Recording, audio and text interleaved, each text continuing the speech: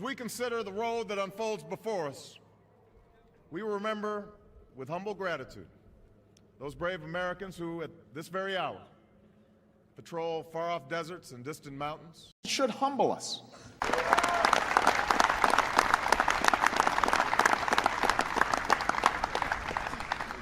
And he's humble.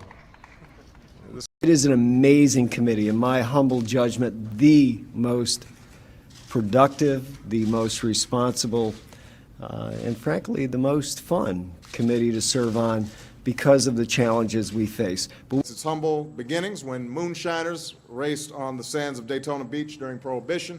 It's grown into a sport with tens of millions of fans here in America and around the world.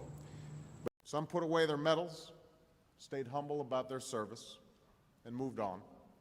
For all this, we give our humble thanks to our predecessors, to one another, and to God. So on this quintessentially American holiday, as we give thanks for what we've got, let's also give back to those who are less fortunate. America's economic success begins elsewhere, in more humble settings, in garages and basements and rented storefronts.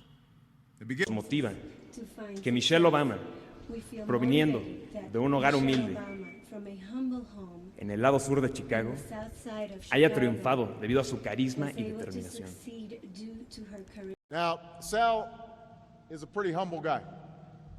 Today we pay humble tribute to the more than 6,200 Americans in uniform who have given their lives in this hard decade of war. They're a pretty humble group.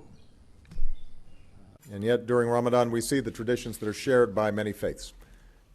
Believers engaged in prayer and fasting, in humble devotion to God. And that passion took each of them from humble beginnings to the pinnacle of their profession. You know, I know that former President Carter, President Clinton, they understand the irony of the presidential office, which is the longer you're there, the more humble you become. And the more mindful you are that it is beyond your poor powers individually to move this great country.